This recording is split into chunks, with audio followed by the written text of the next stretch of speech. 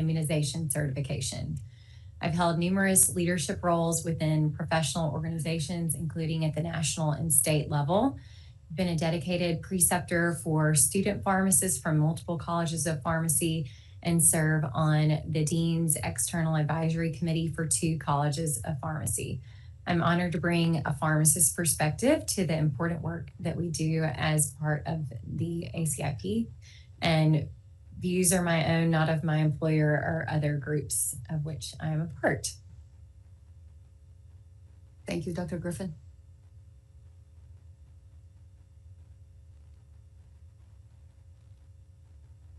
Good morning.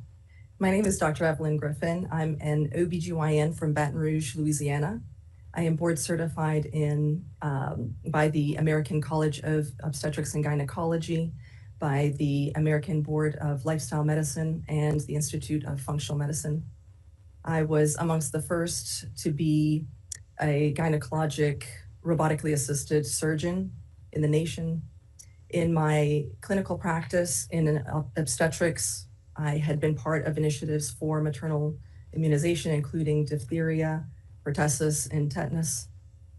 And in my overall practice, I feel like if I was to be given a label, I would call myself pro-informed consent because of medical ethics for discussing risks, benefits, and alternatives with the patient. During the pandemic, I myself was COVID vaccinated. I am honored to be on this community. Thank you for having me.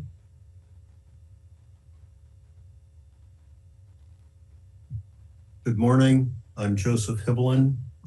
I'm a board certified psychiatrist coming to this committee in part for the immense mental health aspects of vaccinations and diseases. I'm a distinguished visiting professor at the University of Bristol in the UK.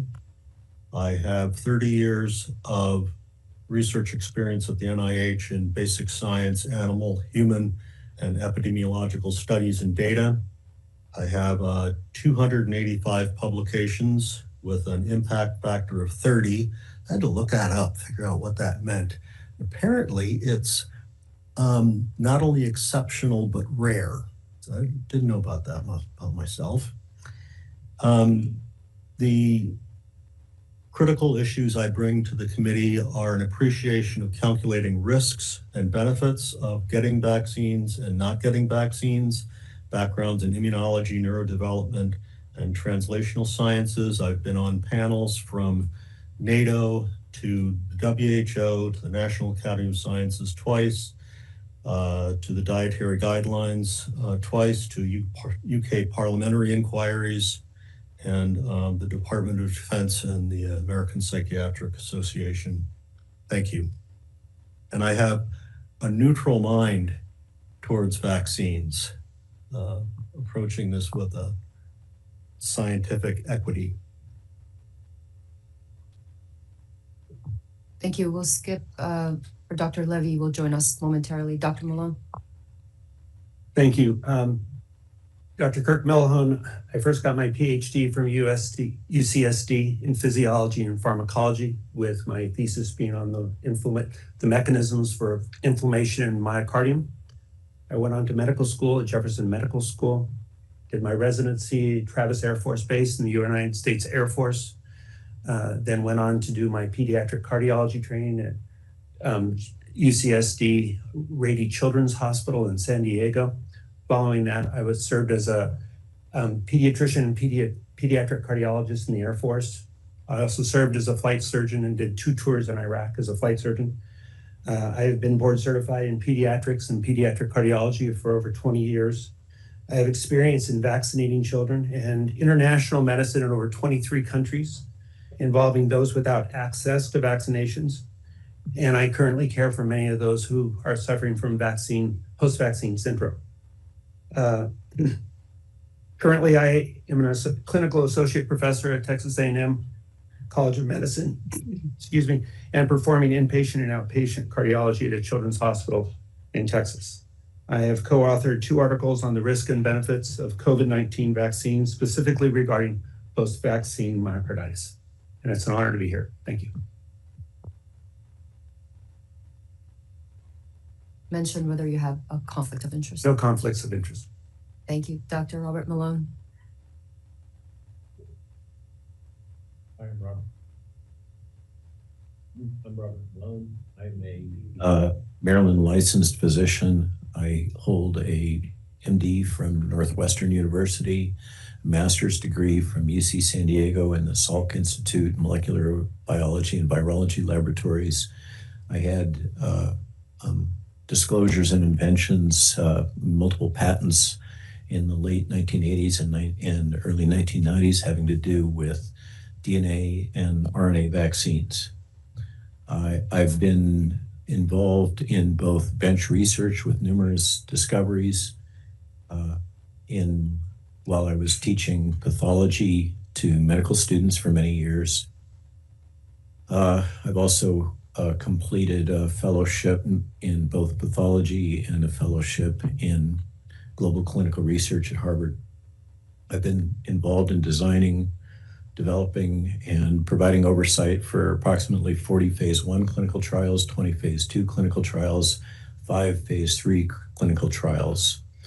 Served as medical director and medical monitor on phase 1 and 2 and 3 clinical trials, mostly focused on vaccines. I am a vaccinologist. I've spent most of my career developing vaccines. And that experience includes significant work with the Department of Defense, supporting a variety of vaccine products. I originally started off in HIV vaccines. I served here in Georgia as head of clinical for a $330 million BARDA contract for developing cell-based influenza vaccines focused on the clinical aspect of that. I have experience in plague, anthrax, V, tularemia, tuberculosis, Ebola, Zika, ricin toxin, botulinum toxin, and engineered pathogen vaccines. I hold or have been granted a secret clearance by DoD. I have over 100 papers, something like 15,000 citations,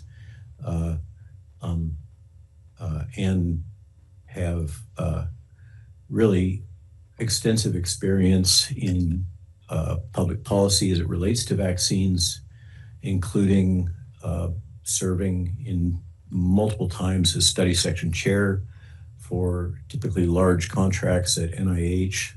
I've been an advisor to the World Health Organization on multiple topics relating to infectious disease, and made presentations at WHO about vaccine technology, particularly for influenza. I have no conflicts of interest. I thank the CDC and HHS for the opportunity to serve here as an unpaid member of the Advisory Committee on Immunization Practices.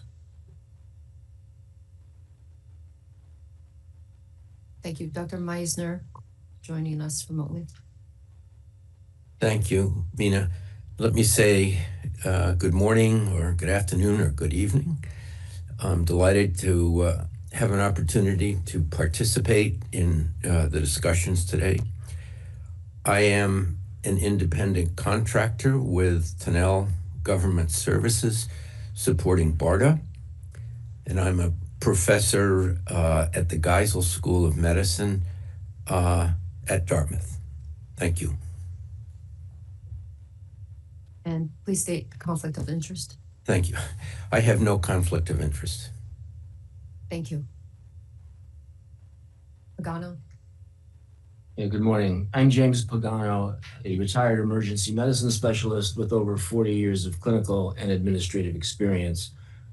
Over the course of my career, vaccines have provided significant and at times life-saving benefits to hundreds of my patients. These have included tetanus, tetanus toxoid, flu, diphtheria, pertussis, hepatitis B immune globulin, and yes, COVID. I've also been vaccinated myself numerous times against all these diseases and toxicities. So I'm not anti-vax. I am pro the intelligent and informed utilization of these potentially life-saving medications in a manner that reflects the current state of the art regarding their benefits, the target populations, optimal dosing and timing, and yes, of their potential adverse effects in some people, and I have no conflicts.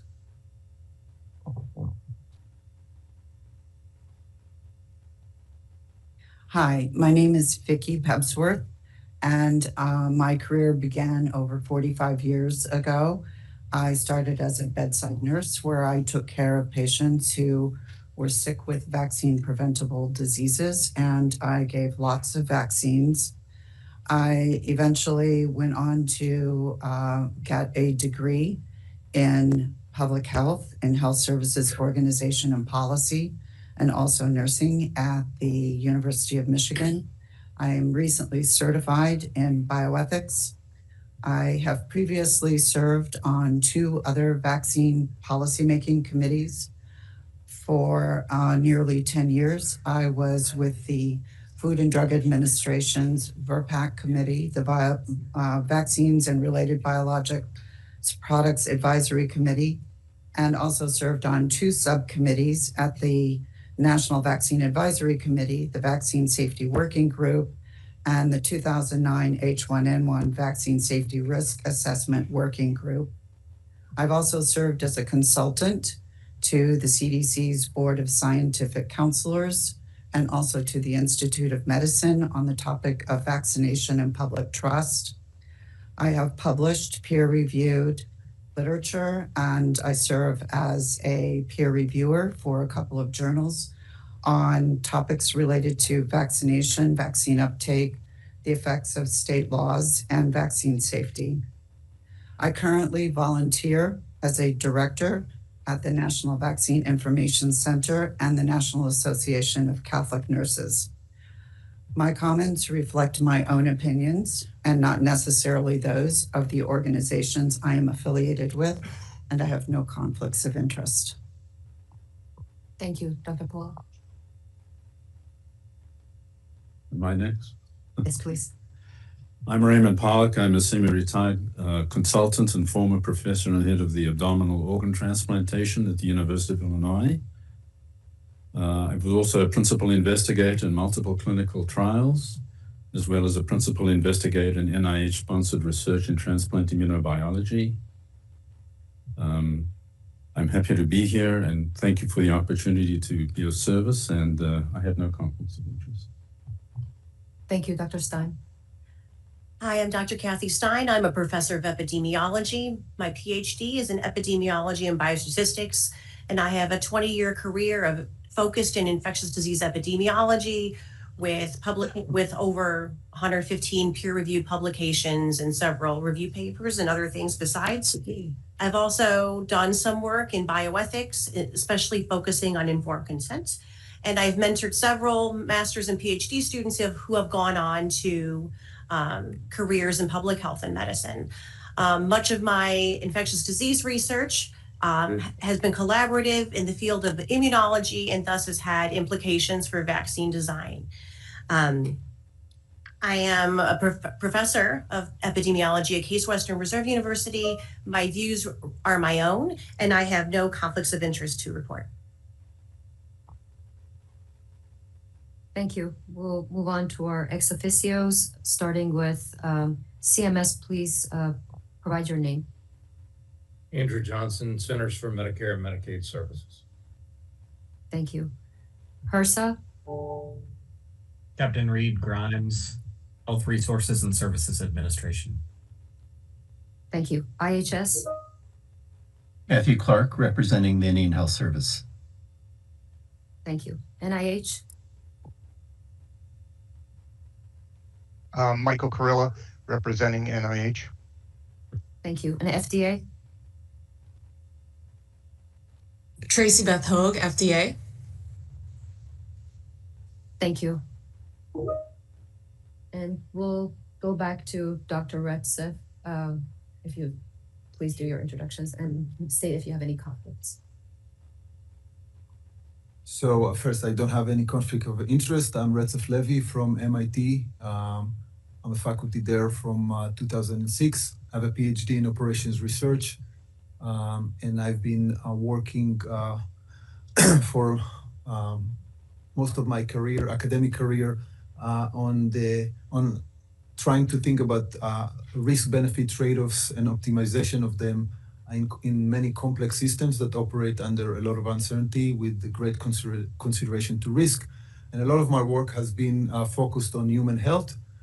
I've been working for many, many years with clinical teams on the ground, trying to optimize clinical and operational processes in large healthcare systems, working extensively with healthcare data.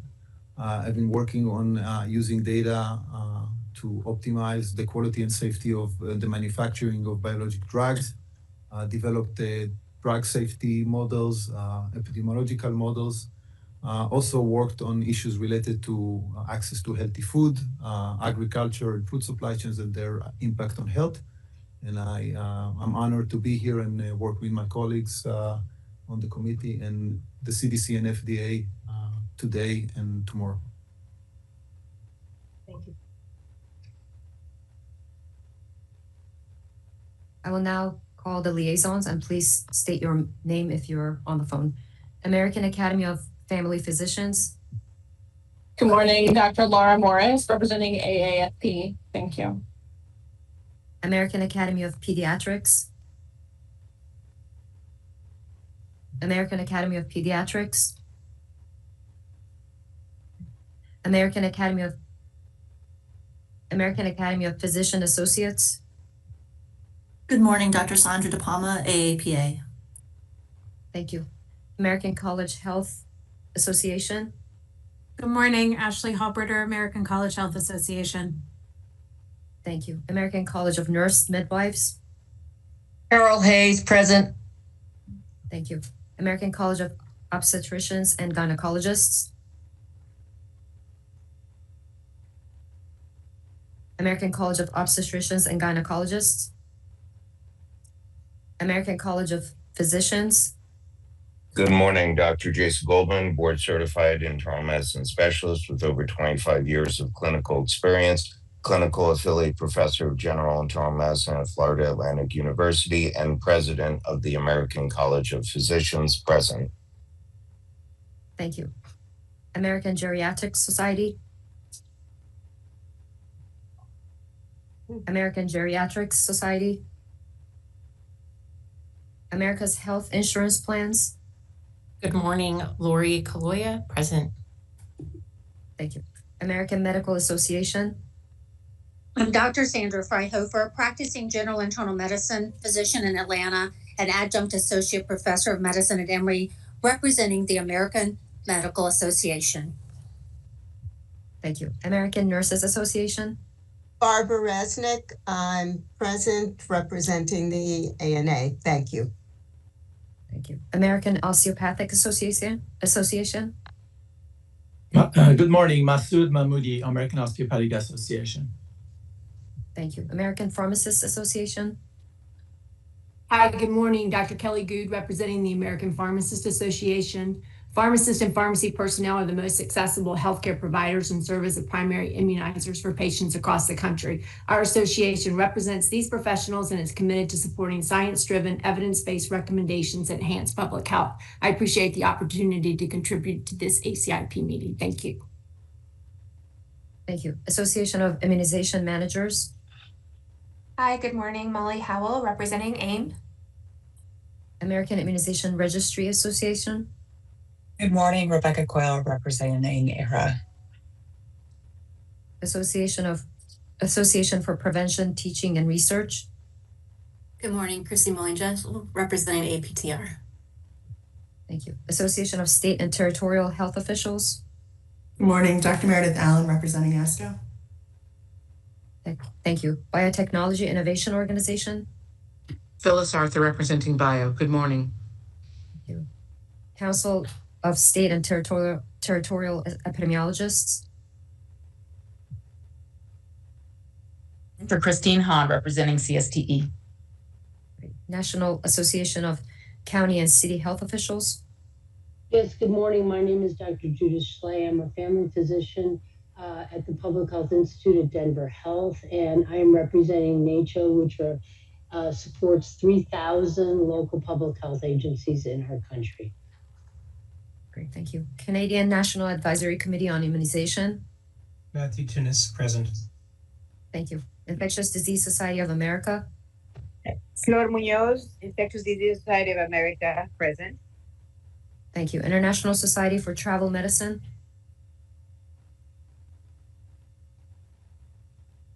International Society for Travel Medicine.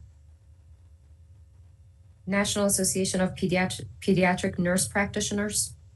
Good morning. This is Stacy Buchanan, doctorally prepared nurse practitioner, as well as instructor, professor at the Emory School of Nursing.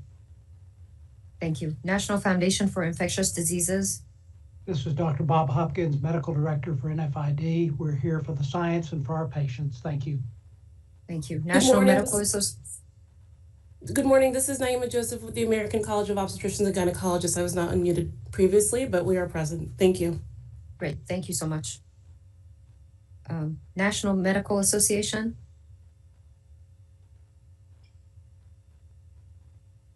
National Medical Association. Pharmaceutical Research and Manufacturers of America. Yeah, good morning. This is Dr. Michael Ibar. I'm a board certified and practicing emergency physician and chief medical officer at Pharma. Thank you. Pediatric Infectious Diseases Society. This is Grant Paulson with Pediatric Infectious Diseases Society. Thank you. Society for Adolescent Health and Medicine. Hi, this is Amy Middleman representing SAM and looking forward to hearing scientific evidence to recommendation presentations that are so critical prior to any public health recommendation. Thanks so much. Thank you. Society for Healthcare Epidemiology of America. Society for Healthcare Epidemiology of America. Okay, thank you. I will turn it over to the chair. Thank you so much. Good morning. I wish to welcome all of you with a special welcome to the 5 new voting members of this committee. Most of all, I would like to welcome members of the public who are listening to these proceedings. We are currently experiencing heated controversies about vaccines.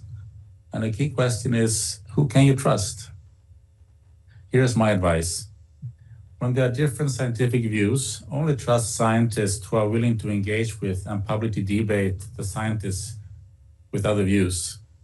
With such debates, you can weigh and determine the scientific reasoning by each side, but without it, you cannot properly judge their arguments. For this reason, I lament that the American Academy of Pediatrics has ended their participation as a liaison member of this committee. Neither have they accepted my invitation for an open public debate on vaccines with equal time for each, nor an invitation for private conversations. A few weeks ago, the CDC director was removed and 3 members of the CDC leadership resigned, citing divergent opinions about vaccines. On vaccines, this committee is the key advisor to the CDC director, but during her short tenure, she never contacted me as the ACIP chair about any of her questions or concerns, which would have been natural if she had such concerns. Neither was I contacted by any of the 3 CDC leaders who subsequently resigned, except for receiving a good suggestion by Dr. Daskalakis during the June ACIP meeting, which we adopted. Of the 4, Dr. Jernigan has done important research on influenza vaccines, but the others are not vaccine scientists. Why would these CDC leaders ignore us instead of seeking advice from fellow scientists who have spent decades studying vaccines? With other CDC staff, I've had frequent and excellent interactions since I became the chair of this committee, as well as going 20 years back working with CDC. Some are very good, and the rest, they are fantastic. All are hardworking, and I cannot thank them enough for the work they're doing. After the 4 CDC leaders departed, 9 former CDC directors wrote an op-ed in New York Times, falsely claiming that members of this committee are quote, unqualified individuals with, quote, dangerous and unscientific views. This committee has a wide variety of vaccine expertise. Other committee members have already described their own credentials. As a professor at Harvard Medical School, I develop epidemiological and biostatistical methods for post-market vaccine safety studies that CDC regularly uses, including 3 methods used for CDC presentation at our last ACIP meeting in June. I have authored dozens of scientific articles about vaccines with vaccine scientists at CDC, FDA, and leading universities. And I dare to think that my contributions to vaccine research is highly regarded by my colleagues. Since we authored the same scientific articles, are my co-authors also unqualified and unscientific vaccine scientists? Of course not. The majority of our many vaccine safety studies did not find problems with vaccines. So by dismissing us as unscientific, the former CDC directors are de facto questioning not only us and our scientific research, but they're also questioning the safety of many childhood vaccines that we have shown to be safe. The fact is that we are honest vaccine scientists that let the data speak whether the results go in one direction or the other. That is always how science should operate. In April 2021, when CDC instituted a pause on the Johnson & Johnson vaccine against COVID, despite a vaccine shortage during the middle of a major COVID wave, I was the only vaccine scientist to publicly object to that decision, one that I believe led to unnecessary death among older Americans. After noticing blood clots in post-vaccination young women, it was reasonable to advise them to take another vaccine. But the decision to remove the Johnson & Johnson vaccine from all ages must be viewed as one of the most disastrous vaccine decisions ever made by CDC. Because of my public objection, I was fired from the CDC committee that was monitoring the safety of COVID vaccines. But 4 days after firing me, CDC lifted the pause as I had suggested. At this time, I was clearly the most pro-vaccine scientist in the country, while becoming the first person fired by CDC for being too pro-vaccine, simply because I chose to debate the science rather than go along with the crowd. As this committee clearly stated at our last meeting, we strongly support the use of vaccines. At our last meeting, all our decisions were pro-vaccine. This includes the vote to remove mercury for vaccines. Mercury is a known toxin, just like lead and cigarette smoke, and we should minimize exposure to such toxins as the effect is cumulative. If you had to choose between buying similar hot dogs with or without mercury for your kids, raise your hand if you would pick the mercury-containing hot dogs. Nobody would? FDA has banned mercury from beauty products such as skin creams and soaps. Vaccines are more important than cosmetics. Since there are equally good mercury-free vaccines, removing mercury has only positive public health consequences, while increasing the integrity and trust in the vaccine program. One of the CDC leaders that resigned cited our vote to remove toxic mercury from vaccine as a reason for his resignation. I found that surprising. In contrast to that, I want to take this opportunity to thank the many mothers and fathers who over many years have fought hard to remove mercury for vaccines. You have falsely been called anti-vaxxers, but your stance is not only pro-children, but also pro-science, pro-public health, and pro-vaccines.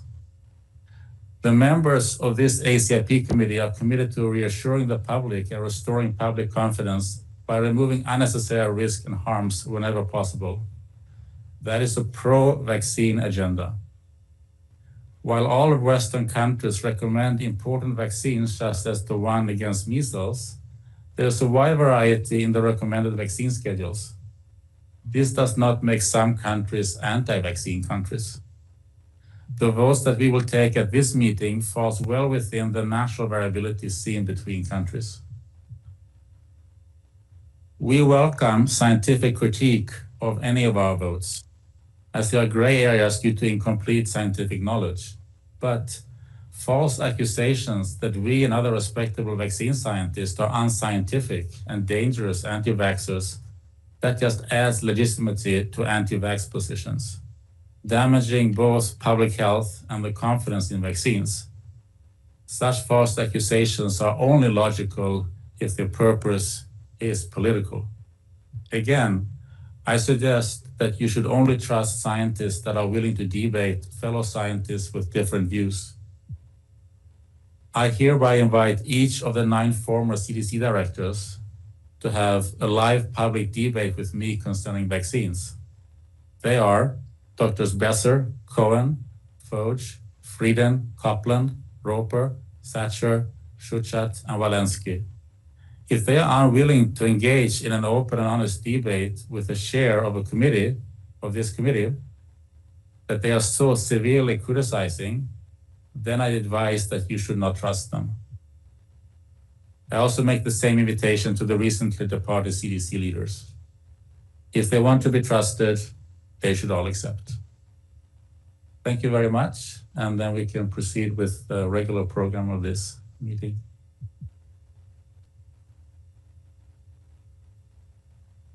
We have a short update on working groups. We have a number of working groups that are working hard, and that's where a lot of the actual scientific work is going on. And you will hear from some of these, the deliberation of some of these working groups at this meeting.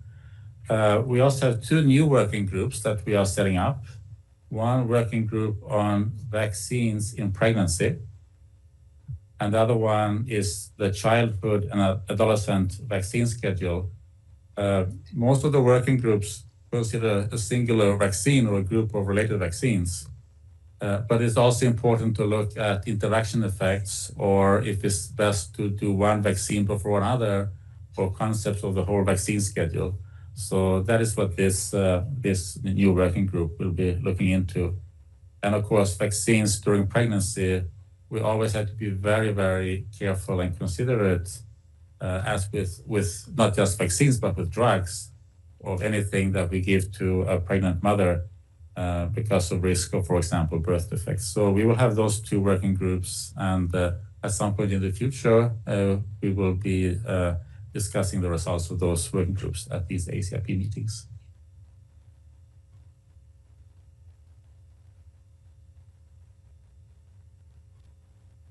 The first topic that we're going to talk during these meetings is the measles, mumps, rubella, and varicella vaccines. They're called MMRV. This is the vaccines where protecting against all these 4 diseases in one vaccination, in one needle. And that is the vaccine that was developed to replace 2 separate needles, one for measles, mumps, rubella, MMR, and then a separate needle for varicella to reduce the number of needles that a child receives. We're first gonna hear about the background on MMR from Dr. Arjun Srinivasan from here at CDC. So please. Thank you, Dr. Koldoff. Good morning. I'm Arjun Srinivasan, Acting Chief Medical Officer in the National Center for Immunization and Respiratory Diseases at CDC, presenting today the background on measles, mumps, rubella, and varicella vaccine. Do we have those slides? There we go.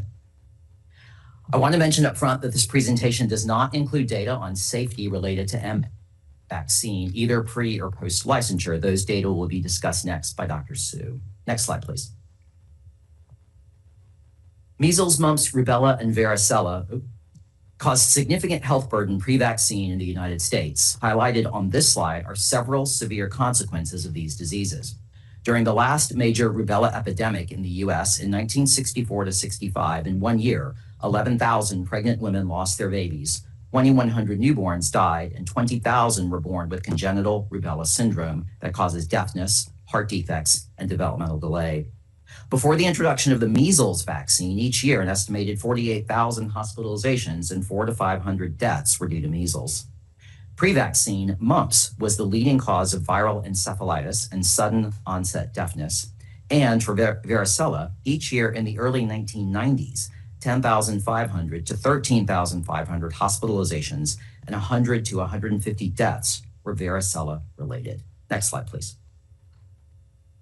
The introduction of vaccines to protect against these diseases in the form of monovalent and combination measles, mumps, rubella, MMR, or measles, mumps, rubella, varicella, or MMRV, coupled with attaining and maintaining high coverage rates for more than 90%, led to dramatic reductions in disease burden in the US.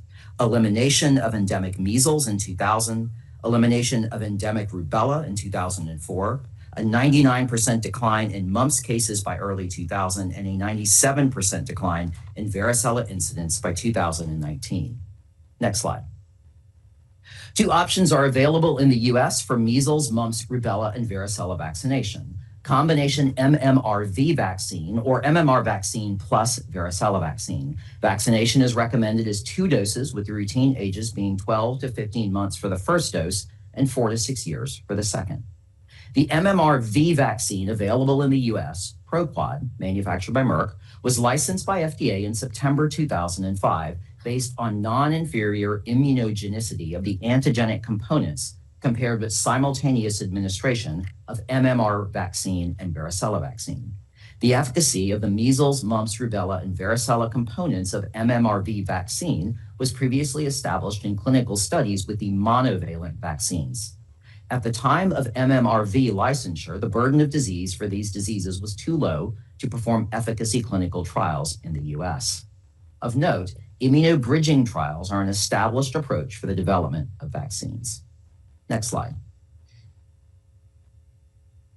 Immunogenicity after the first dose of MMRV vaccine versus MMR plus varicella vaccines in children aged 12 to 23 months was assessed in 4 randomized clinical trials. 5,446 people received MMRV vaccine and 2,038 received MMR plus varicella vaccines at separate injection sites. In these studies, the endpoints assessed, seroconversion rates, and geometric mean titers were similar between the 2 groups and met the pre-established criteria for non-inferiority. Immunogenicity after the second dose of MMRV vaccine versus MMR vaccine with and without the varicella vaccine in children aged 4 to 6 years was assessed in 1 randomized clinical trial. 399 people received MMRV, 205 received MMR plus placebo, and 195 received MMR plus varicella vaccine. Findings also met pre-established criteria for non-inferiority. As you heard during the last meeting, an ACIP working group assessed the evidence for safety after MMRV compared with MMR plus V in 2008 and 2009. Their assessment on vaccine performance was that given the non-inferior immunogenicity, effectiveness was assumed to be equal. Next slide, please. This slide illustrates the timeline of recommendations for MMRV vaccine use in the US. Upon licensure in September 2005 for use in children aged 12 months through 12 years, MMRV vaccine was preferred over separate administration of MMR and varicella vaccines, consistent with ACIP recommendations at the time on preferred use of combination vaccines. In February 2008, a preliminary vaccine safety finding from 2 post-licensure studies that found an increased risk of febrile seizures after the first dose of MMRV vaccine led to ACIP removing the preference for MMRV vaccine use versus MMR and varicella vaccines for both dose 1 and dose 2. After further examining the safety and other evidence, including use of MMRV vaccine has the benefit of requiring 1 less injection than the alternative of MMR plus varicella vaccines, epidemiology of febrile seizures, parent and provider input, and consultation with ethics experts, in June 2009, ACIP issued updated recommendations. Next slide. These updated recommendations are the current recommendations and state that for the first dose of measles, mumps, rubella, and varicella vaccination at age 12 to 47 months, either MMR vaccine and varicella vaccine or MMRV vaccine may be used. Providers who are considering administering the MMRV vaccine should discuss the benefits and risks of both vaccination options with the parents or caregivers. At the time of the publication of the recommendations, CDC provided implementation guidance that, unless the parent or caregiver expresses a preference for the MMRV vaccine, CDC recommends that MMR vaccine and varicella vaccine be administered for the first dose in this age group. For the first dose at age greater than 48 months, and for the second dose at any age through 12 years, that is 15 months through 12 years, MMRV is generally preferred over separate injections of MMR vaccine and varicella vaccine. Next slide. No post-licensure vaccine effectiveness estimates are available for the MMRV vaccine used in the U.S. With measles and rubella being eliminated in the U.S., mumps and varicella at very low levels, there are not enough cases of disease or outbreaks in children to assess vaccine effectiveness in the U.S. Those vaccinated with MMRV or MMR and varicella vaccines continue to have very low rates of disease for measles, mumps, rubella, and varicella in the U.S. There have been no reports to CDC indicating concern for lower MMRV vaccine effectiveness compared to use of the separate component vaccines, consistent with the immunogenicity results seen in the clinical trials. Next slide. As far as utilization, MMRV vaccine accounts for 15% of first dose measles, mumps, rubella, and varicella vaccination among children aged 19 to 35 months. In most states, MMRV vaccine is used for about 10% to under 20% of first dose based on the first and third quartiles. In children aged 4 to 6 years, MMRV vaccine accounts for 75% of second dose vaccination. Next slide. To conclude, MMRV vaccine is one of the two options for vaccination of U.S. children for protection against measles, mumps, rubella, and varicella.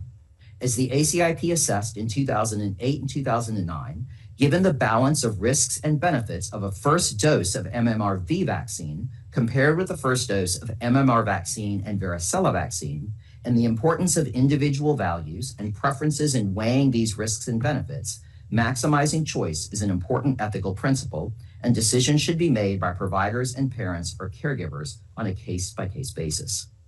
The two vaccination options, MMRV vaccine or separate injections of MMR vaccine and varicella vaccine, are considered equivalent in terms of protection against disease.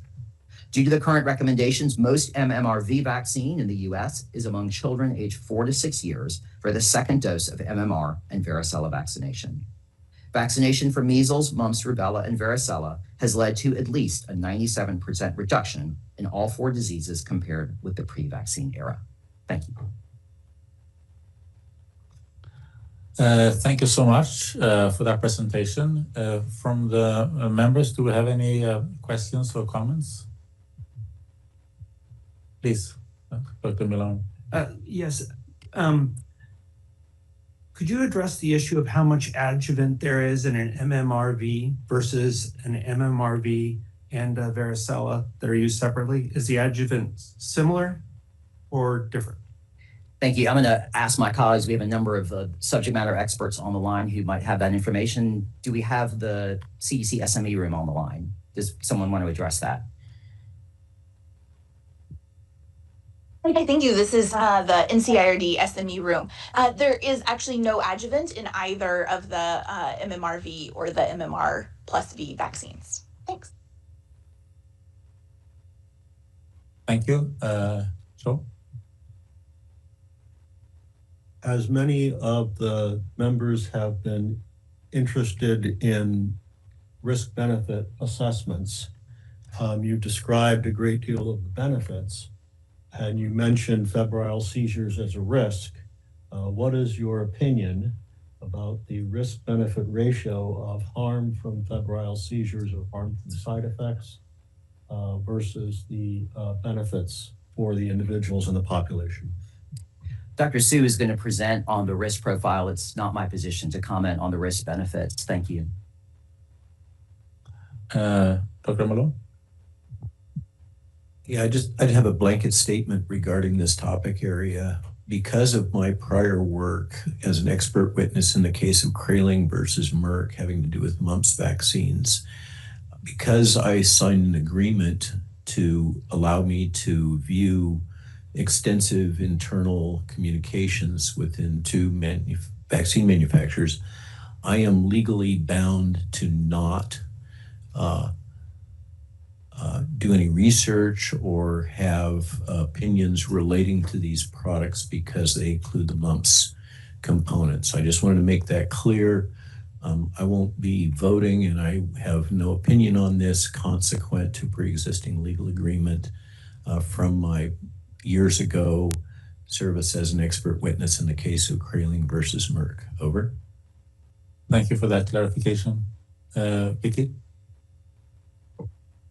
Could you please clarify the difference in the amount of antigen for varicella in the two different options? Let me turn to the CDC SMA room and see if someone has the answer to that question. Thank you. Hi, this is the NCRD SME room. Can we have our backup slide number 12?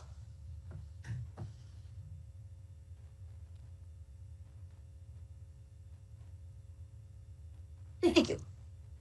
On the screen is the amounts, and we have another SME that can comment further. Yeah, so the viruses and viruses for measles, mumps, and rubella, it's the same between MMR and MMRV. The V component of MMR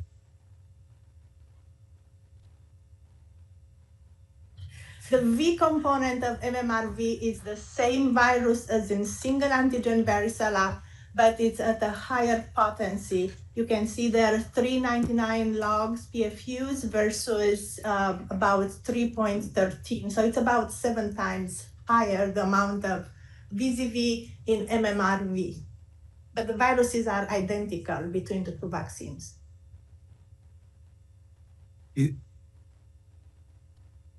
I want to remind everyone to please state your name before you speak. Thank you. Dr. Laway? Yeah, I just as a follow-up question. So what is is there a biological or clinical reason for that different amount of antigen? Why when it's being given as part of the MMRV, you need more versus separate? When it's given separately, what is the rationale for that? Yes, this is Dr. Mona Marin from NCIRD.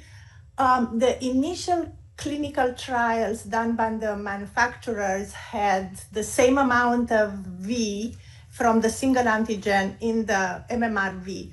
And the antigenic response, the immunologic response to the V component was suboptimal.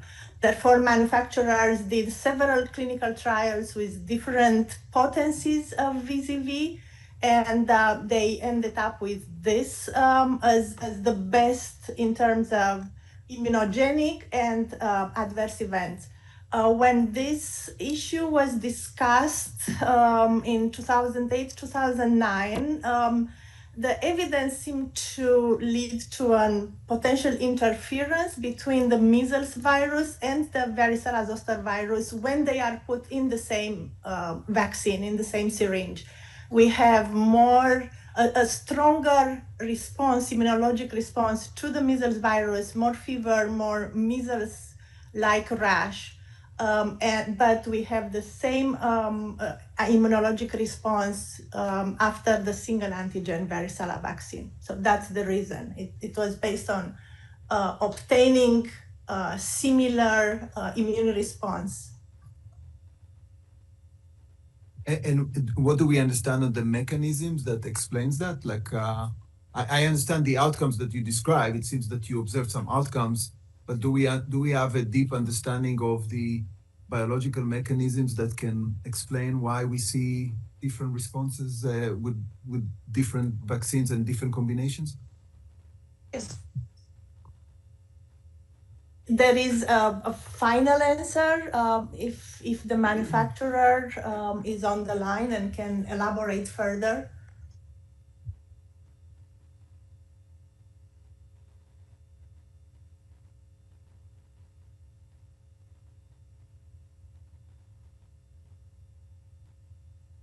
I think the manufacturer is scheduled to talk later, so maybe they can respond then if they're not available now. Okay, so we'll hopefully get that answer later on. So we're going to continue. Corey Meissner. Yes, I know. So before we continue with the next, one more question. Okay. Yeah. Could you clarify the evidence on immunogenicity after the first dose of MMR if the majority of children develop protective antibodies after that initial dose? What is the scientific basis for recommending a routine second dose? Is it mainly to address primary vaccine failure, waning immunity, or both? And in that context, is there consideration in using antibody titers to verify response after the first dose rather than universally giving a second dose? Let me ask the CDC SME room if someone has an answer to that. Thank you. Hi, this is Sarah Oliver with NCRD. Happy to start, and then we may have another SME who can add. So I would say that antibody titers are one aspect of the protective response. We do know that you see higher antibody titers after 2 doses, and so that is a component of it. We know, especially for the measles component, that the second dose helps pick up the kids who did not have a protective response to that first dose. So 2 doses are recommended. That was what was studied in many of the efficacy studies. And we know that 2 doses provides that additional protection overall. And do you have the percentages? So if you want to pull up slide 15.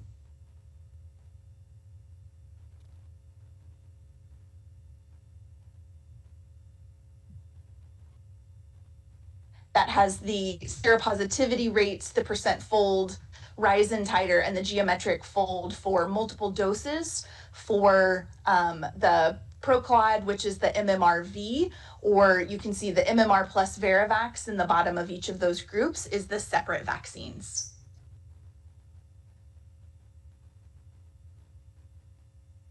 Do you have any from the primary? This is after the second dose. Do you have any after the primary dose? The sero uptake? Yes, sorry, slide 13. That is after the...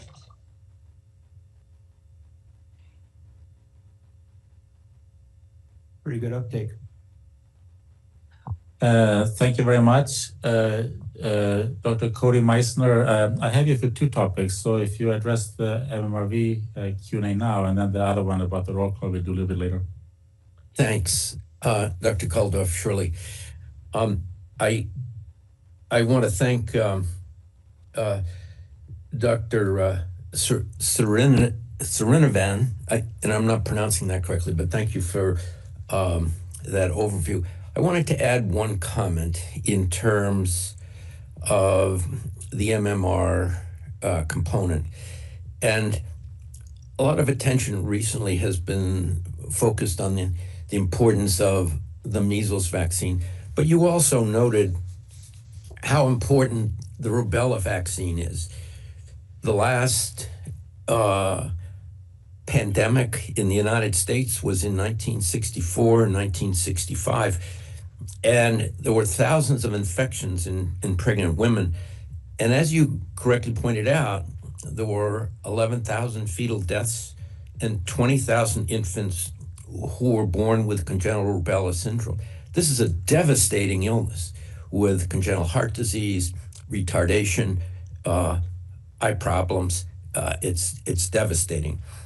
And then in 1969, Dr. Stanley Plotkin and his colleagues at the Wistar Institute developed the rubella vaccine. And that has been so effective. There are usually in recent years, fewer than 5 cases of congenital rubella a year in the United States. And those are primarily among women who were born in countries that do not administer the rubella vaccine. So I think it's important to focus on the absolute importance of making sure that every child is vaccinated against not only measles, mumps, and varicella, but also rubella. Thank you. Thank you for that. And now Dr. Phyllis Arthur. Thank you. No, actually, my question was answered. Thank you. So thank you for that, and thank you for the excellent presentation and a good discussion. That's exactly what we want to have at these meetings. Before we go to the next presentation, I think we're going to do a roll call for missing persons to see if they have arrived late.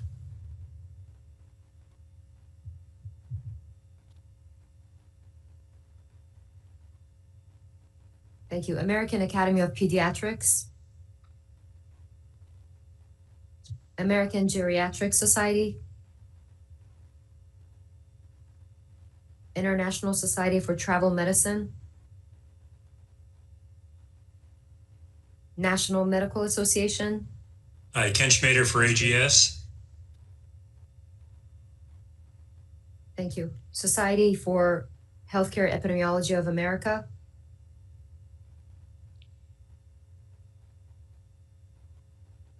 Thank you.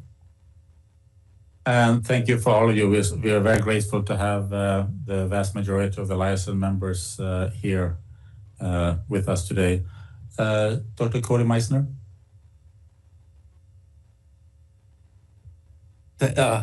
Thank you, Dr. Kuldorf. I just wanted to express my appreciation for the societies that are particularly focused on infectious disease and vaccines. Dr. Goldman, Dr. Freihofer, Dr. Manoz, Dr. Paulson. It's so important that they're here. And as I said last time, I think it's a grave mistake for the American Academy of Pediatrics not to participate in these discussions. I think what the AAP is doing is moving themselves to irrelevance. And the importance of the AAP is going to wane if they refuse to participate in these conversations. Over. Thank you very much. And now we're going to continue with the presentation on febrile seizures following MMRV vaccine by Dr. John Su. So please. Thank you. Excuse me. Are the slides being displayed on screen? Excellent, thank you. Next slide, please. So the ACIP chair requested from the Immunization Safety Office a presentation on febrile seizures post-administration of MMRV versus simultaneous administration of separate MMR and varicella vaccines by two different age groups, 1 to 2 and 4 to 6 years old.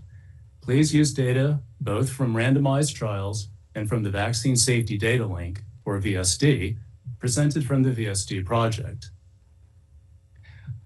The next slide, please.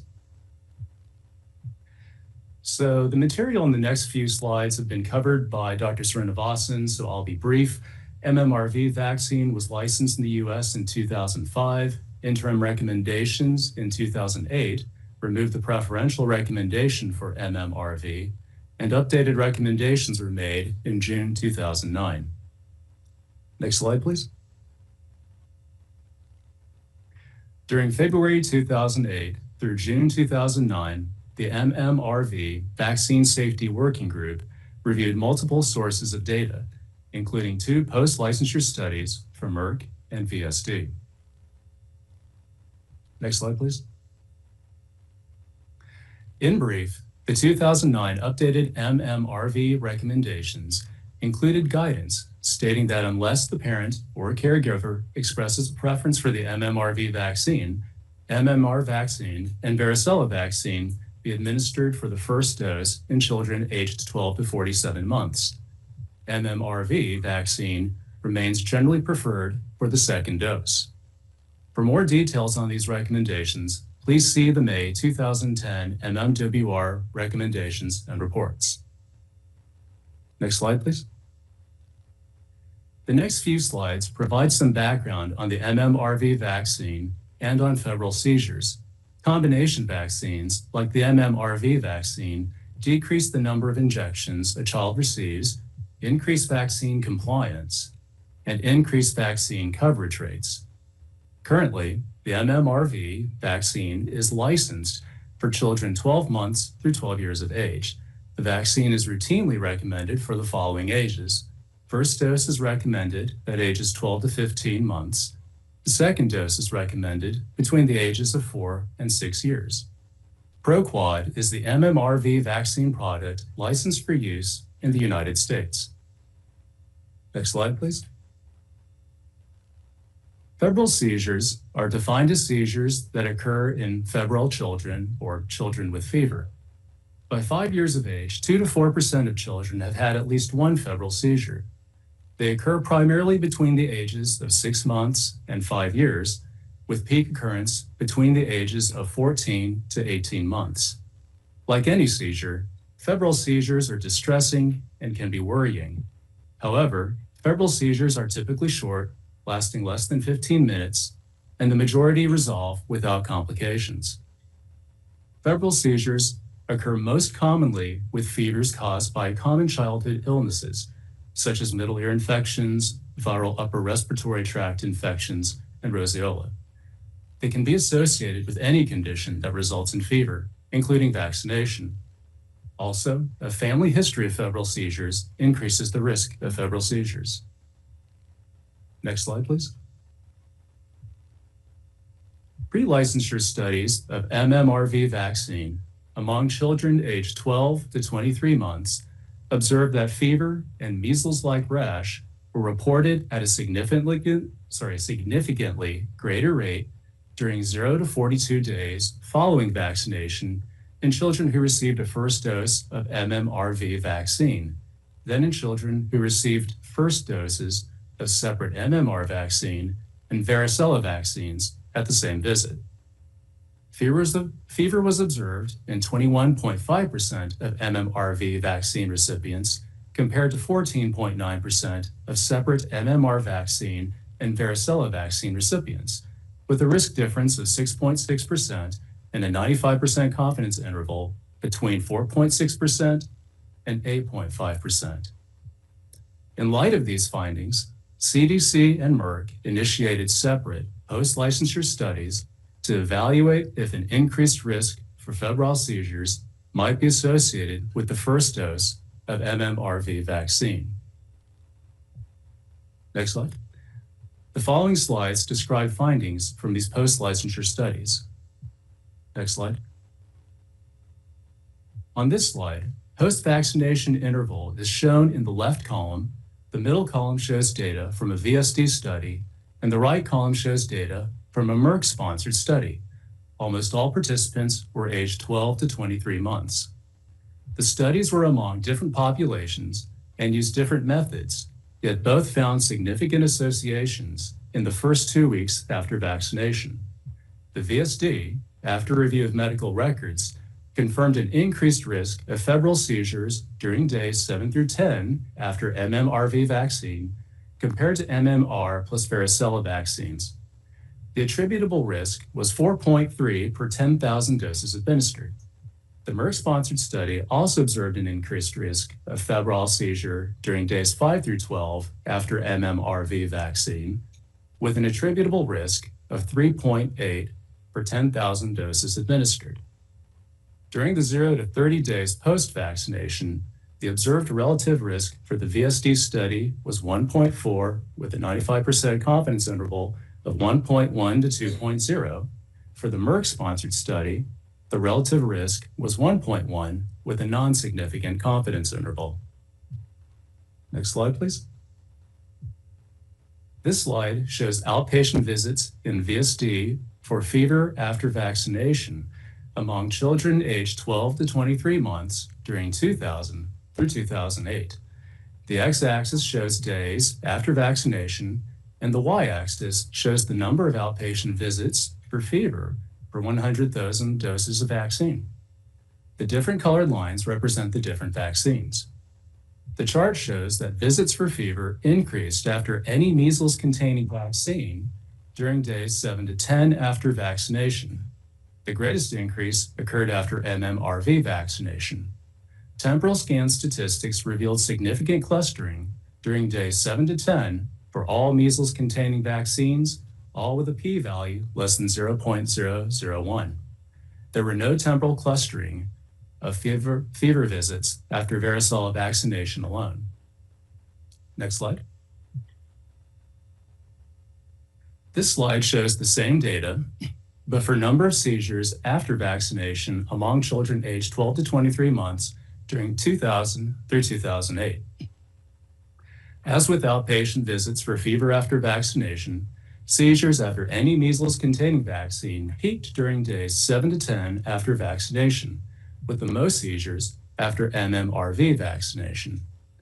Temporal scan statistics revealed that seizures clustered most significantly during days 8 to 10 after MMRV vaccination, with a relative risk of 7.6 and a p-value of 0.001, days 7 to 10 after MMR and varicella vaccination at the same visit, with a relative risk of 4.0 and a p-value of 0.001, and days 7 to 11 after MMR vaccination alone,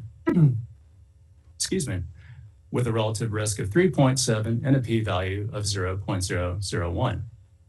No seizure peak or significant temporal clustering was observed after varicella vaccination alone.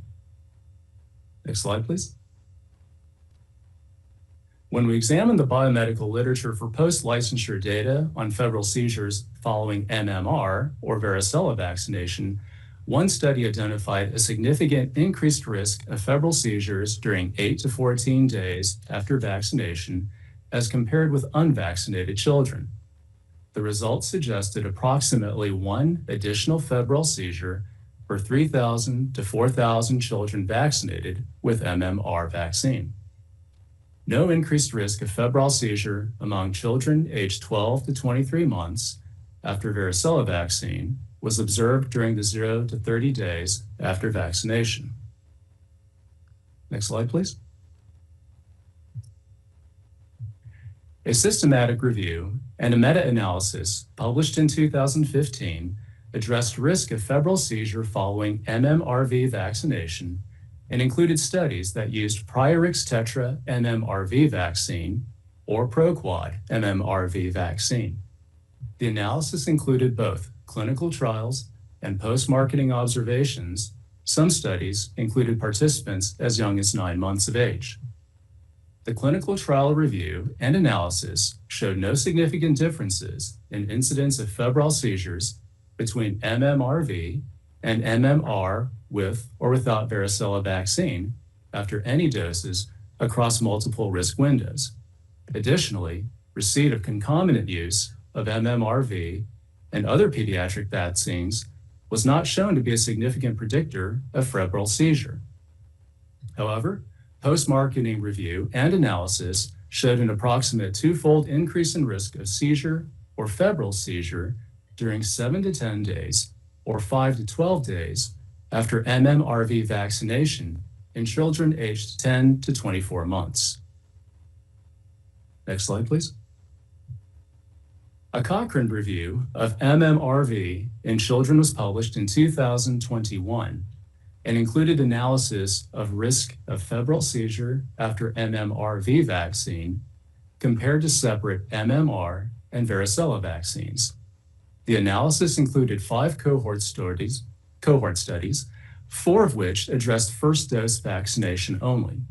Overall, there were significant findings of increased risk of febrile seizure in children receiving MMRV vaccine compared to separate MMR and varicella vaccines during the 0 to 42 days following vaccination and during the 7 to 10 days following vaccination. The review also analyzed the risk of febrile seizure after MMRV vaccine grouped by brand compared to separate MMR and varicella vaccines. Of the 5 cohort studies included in this analysis, 1 studied Priorex Tetra MMRV vaccine and included the study's original findings as well as post hoc explanatory analysis of results. The findings for risk of febrile seizure with Priorex Tetra MMRV vaccine compared to separate MMR and varicella vaccines were not significant. The 4 other cohort studies in the analysis showed significantly increased risk after Pro-Quad MMRV vaccine compared to separate MMR and varicella vaccines during the 0 to 42 days following vaccination and 7 to 10 days following vaccination. Next slide, please. In summary, post-licensure studies, both in the United States and in Europe, have assessed febrile seizures in children aged 12 to 23 months who received the first dose of MMRV vaccine and compared to children who received separate dose 1 injections of MMR and varicella vaccines at the same visit. Despite using different methods, populations of children, and different formulations of MMRV, the studies show remarkably consistency in findings. Next slide, please. In conclusion, studies have identified an increased risk for febrile seizures following dose 1 of MMRV as compared with dose 1 of MMRV plus varicella only during the 1 to 2 weeks after vaccination. The risk of febrile seizures occurring during other periods after vaccination is similar between receipt of the first dose of MMRV and MMR plus varicella given on the same day. Next slide, please. And next slide, please. MMRV is licensed as a 2-dose series with routine recommendation for the second dose of MMRV vaccine between ages 4 to 6 years. The risk of febrile seizures is lower among children aged 4 to 6 years than among children aged 12 to 15 months. In the Merck pre-licensure trials, lower fever rates were observed among children aged 15 to 31 months receiving the second dose of MMRV compared to after the first dose of MMRV. Similar rates for fever were observed among children aged 4 to 6 years receiving second dose MMRV compared with second dose of MMR and varicella on the same visit. Next slide, please. In the Merck-sponsored studies, among children aged 4 to 6 years, no febrile seizures were observed in either comparison arm. Next slide. In a VSD post-licensure study, very few seizures were identified by ICD-9 codes in the electronic data after measles-containing vaccines, with no significant differences observed 7 to 10 days after MMRV, MMR plus varicella, or MMR alone, although rates were higher after MMRV. Next slide, please. Electronic medical record review of the 4 seizures occurring 7 to 10 days after MMRV revealed that 2 patients were diagnosed with afebrile seizures and 1 record was considered improbable as whether fever or an acute seizure had occurred was unclear. Thus, only 1 febrile seizure diagnosis was confirmed, and the absolute risk for febrile seizure 7 to 10 days after second dose of MMRV was 1 febrile seizure per 86,750 doses with a 95% confidence interval of 1 per, with an upper limit of 15,570, or 1.2 febrile seizures per 100,000 doses of MMRV. The upper limit of the 95% confidence interval indicates the risk 7 to 10 days after MMRV is no higher than 1 febrile seizure for approximately every 15,500 doses. Similarly, the risk of febrile seizures 7 to 10 days after MMR plus varicella is no higher than 1 febrile seizure per 18,282 doses of same-day separately administered MMR plus varicella. Next slide, please. The systematic review published in 2015 included analyses of the incidence of febrile seizure and risk following the second dose of MMRV vaccine.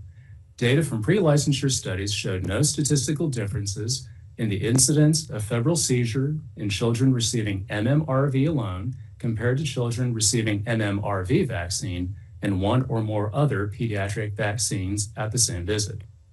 Similarly, there were no statistical differences in the incidence of febrile seizure in children receiving MMRV and one or more kinds of other pediatric vaccines at the same visit versus those who received one or more other pediatric vaccines without MMRV vaccine. The systematic review also addressed the post-licensure VSD study from the previous two slides, which concluded that MMRV and separate MMR and varicella vaccines were not associated with increased risk of febrile seizures among children aged 4 to 6 years. Next slide, please. In summary, among children aged 4 to 6 years, data do not suggest that children who receive dose 2 of MMRV have an increased risk of febrile seizures after vaccination compared with those who received dose 2 as MMR plus varicella vaccination at the same visit. Next slide. So to conclude, there's a small increased risk for febrile seizures after first dose of MMR and MMRV vaccines. The risk is slightly higher with MMRV combination vaccine after the first dose. Studies have shown a small increased risk for febrile seizures during the 5 to 12 days after a child has received their first vaccination with MMR vaccine. Studies have not shown an increased risk for febrile seizures after the varicella vaccine. There is no increased risk of febrile seizures after vaccination with MMRV vaccine in children aged 4 through 6 years. Next slide, please. I appreciate the opportunity to present these data and be happy to answer any questions. Thank you. Thank you, Dr. Super. Thank you, Dr. Super, for that very clear presentation. I have one question. So you mentioned vaccine coverage rates and that can be affected by whether you take one vaccine or another. And I think you can go maybe in both ways. In one way, children they don't like needles.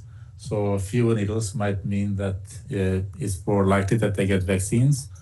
But also, if there's adverse reactions to vaccines, then that can create questions about vaccines, not only among the parents, but siblings or neighbors or cousins.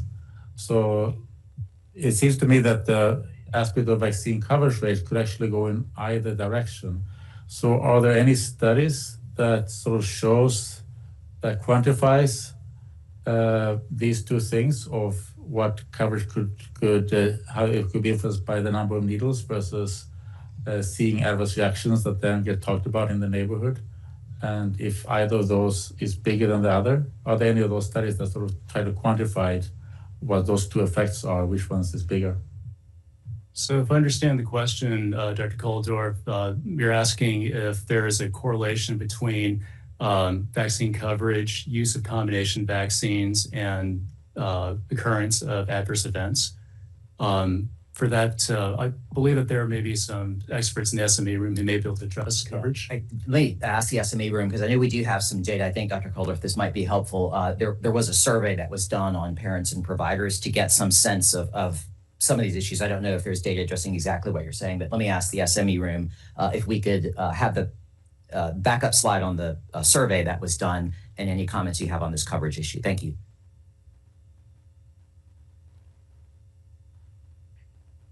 Hi, this is the MCIRD SME room. I don't know if we have data specifically addressing that question. What we do have some data from the National Immunization Survey.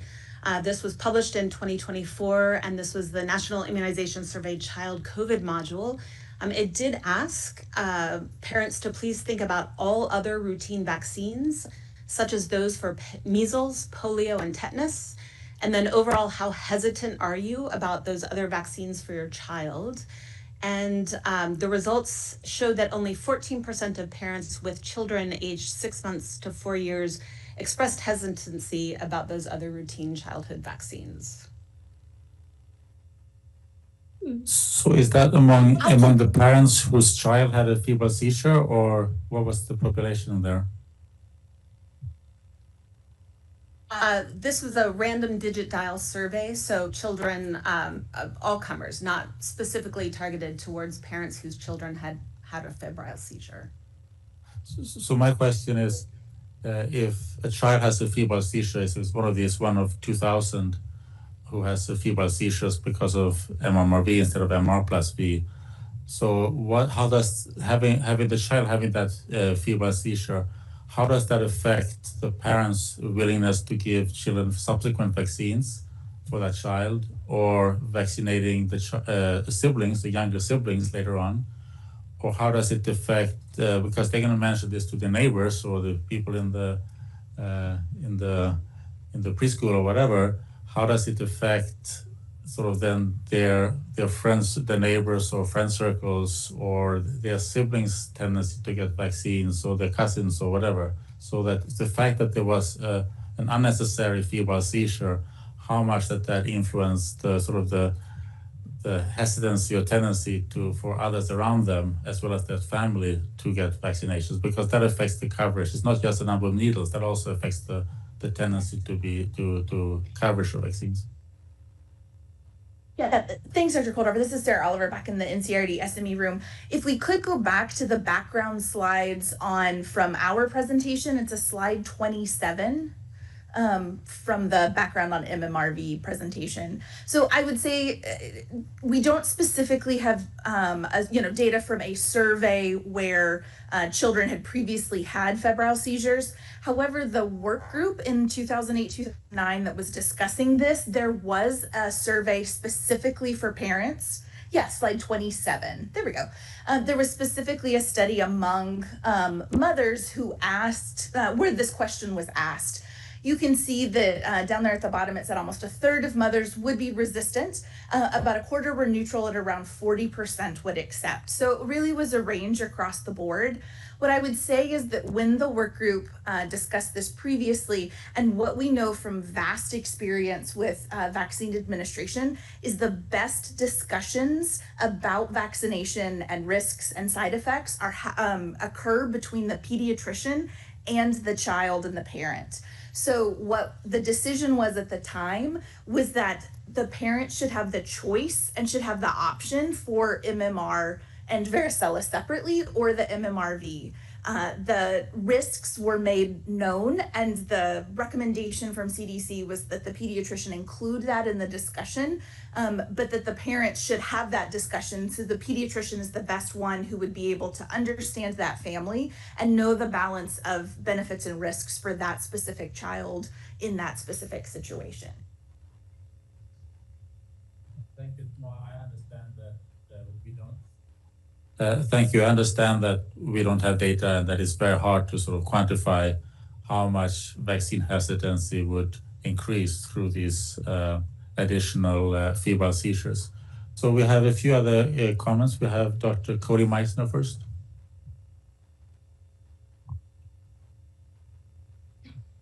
Thank you, Dr. Koldorf, and thank you, Dr. Su, for your presentation.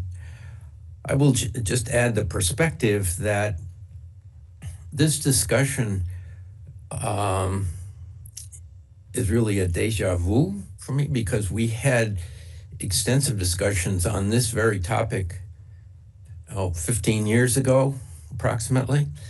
And it's one of the very few settings where the recommendations from ACIP differed from the recommendation from the American Academy of Pediatrics.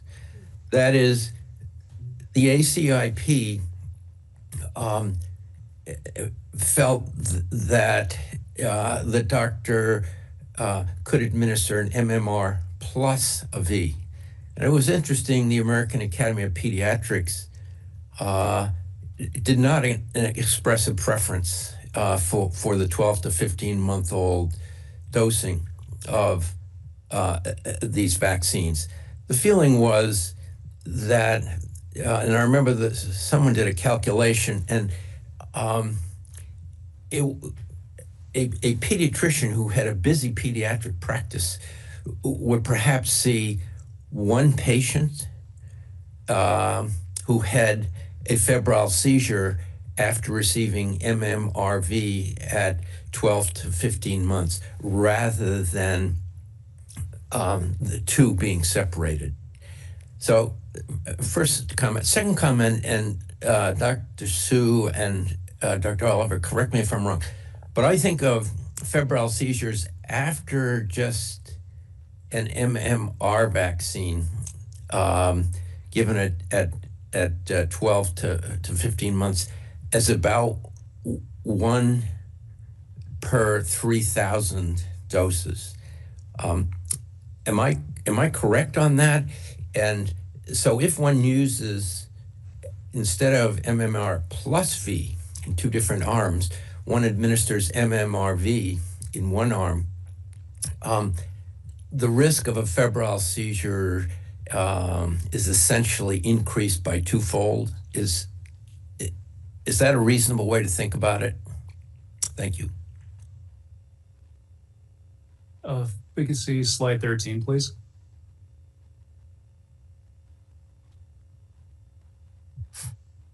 So in this slide, previous studies have demonstrated that after MMR, there is observed additional risk of 1 per 3,000 to 4,000 children vaccinated. So when you say 2-fold increase in risk, that is correct, sir. Right. And then the other point regarding an MMRV at 4 to 6 years of age is that, and I think you said this, that more than 95% of febrile seizures occur before 4 years of age. It's only a couple of percent that occur in children after 4 years of age due to any cause. Is that correct? I would ask for the SME room to provide details, but I would say that risk of febrile seizure after 5 years is rare. Thank you. Thank you, Dr. Retzef-Lawai. Yeah, three quick thoughts. And so just to follow up on the first question by Dr. Koldruf, I would think that there should be data on this, right? Like we know which, it's probably documented diagnosis, which children had the seizure, and we know what their future, what after that, what vaccines they took and when. So I think we can actually, we don't need service for that. We can just look on the data. And I guess that's also potentially can affect what we see in the second dose, because potentially there's a subset of children that is more sensitive to the immune response to these vaccines. And since they experience such an extreme response after the first dose, maybe they don't go to the second dose as quickly or not at all.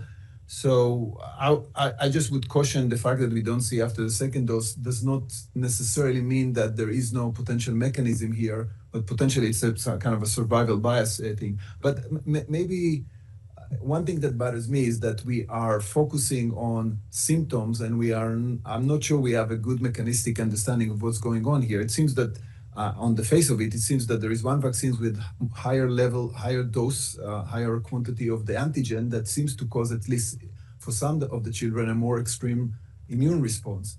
And we are measuring it through fever and seizure, but potentially there are other things that are going on. So my question is, did we ever test those children that had the seizure to see if they have a unique immune response with other biomarkers that just to try and understand the mechanism of what's going on here? Because from a safety perspective, I'm very concerned when we just focus on what we measure and we don't try to get to understand the biological mechanisms that are taking place here. And yeah, I know it's not easy, but it doesn't look like we are making any real effort to understand this.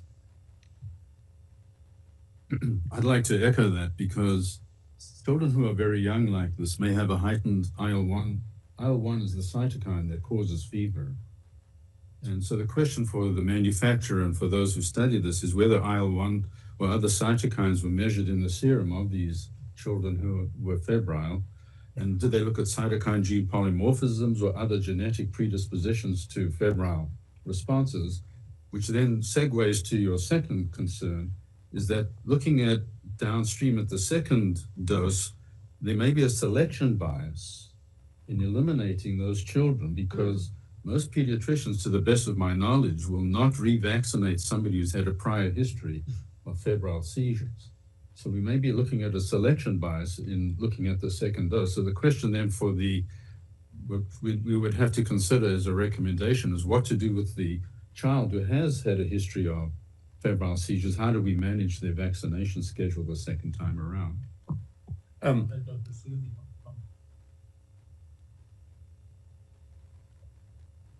With regard to biological mechanisms?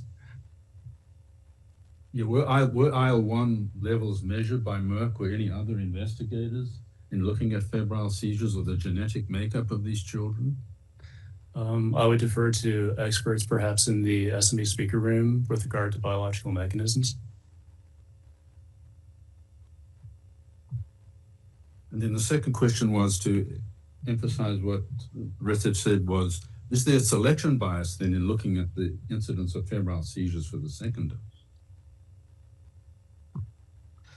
So that's we don't have to get a response to every comment here, so that's perfectly fine.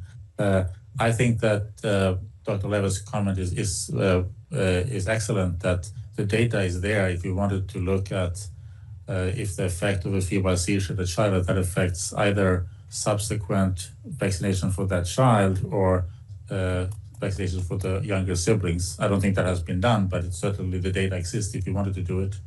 I think next on the list is Dr. Milhon. Yes, thank you.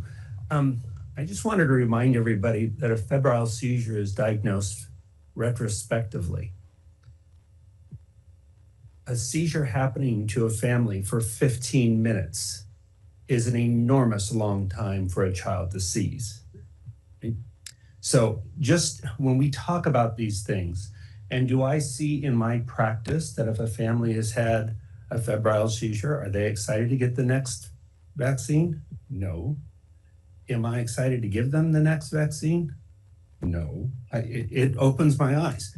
Do we know that a natural occurring fever from a viral that is brought on not through a vaccine has the exact same mechanism as a fever that comes upon by a vaccine that is for a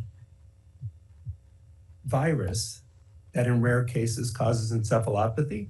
We know that increasing temperature decreases the seizure threshold in all people. Right? That's well known. Is there an additive from the measles vaccine decreasing the seizure threshold more? So I think that's a question that's reasonable to ask, but to your point, Dr. Koldorf, I think families are very concerned. I think there's an increased hesitancy through all families right now. And I think that that's what we're here to do, is try to give them the best risks, benefits of these things as we can. Do we know, have the febrile seizure children seen first dose? Do we have a long-term follow-up on all those kids?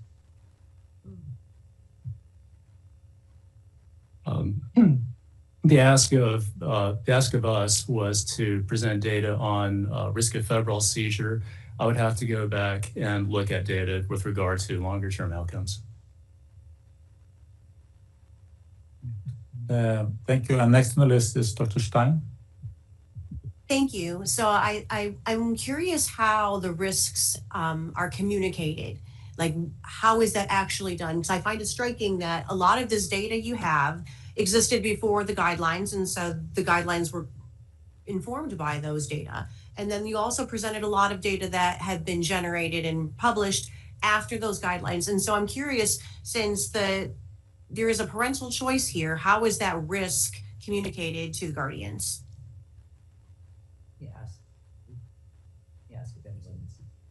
Let me ask if anyone in the SME room has the knowledge of that from the MMDR. Was there language in there on how to communicate, or has CDC produced documents on how to communicate? I'm not sure. I'm seeing if anybody knows. Yeah, NCIRD SME room. We developed one-pagers for providers, how to talk to the parents. It was in a table format. These are the risks, these are the benefits, this is what it means. And we also, I think we developed a one-pager for parents be aware of this increased risk with MMRV versus MMR plus V. So yes, we provided, call them communication materials to help pediatricians discuss this risk in a way that the parents would understand. And this is Dr. Oliver. If we look at the usage data too, we know that 85% of the kids who are getting these vaccines are getting them separate at that first visit. So it's 15% kind of on average of kids that are getting MMRV at that first visit. Presumably after, again, the discussion with the pediatrician and the provider over kind of the risks and the benefits. Thanks. Thank you. Next one is Dr. Griffin. Thank you. Thank you for your presentation. There are studies that are suggesting lasting neurologic impacts in children. So I was wondering if there are any studies that the manufacturer or others are performing for children education performance. You mean children after seizure? After febrile seizure, I'm sorry, yes. And I have a comment afterwards. Okay, I would again defer to experts within the SME room, please. Hi, this is Julianne G. From the SME room. We are not doing any long-term safety studies, but if the manufacturers are available, they may want to comment on this.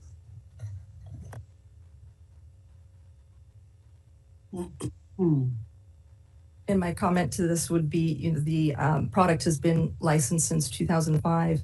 It would be helpful for parents to have that awareness or that reassurance that these studies are performed. A secondary question I would have is, are any of these studies tested against a true placebo, a saline placebo?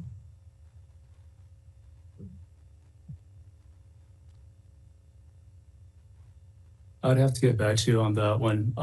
There are most of the studies that I've seen are in comparison of MMRV versus MMR plus varicella separately. There were one or two studies where, well, I'll hold over there and I can get back to you with a firmer answer if desired. It is difficult to decipher then the risk if we're comparing MMRV versus MMR plus V. Then does this not automatically hold us to a confounding factor?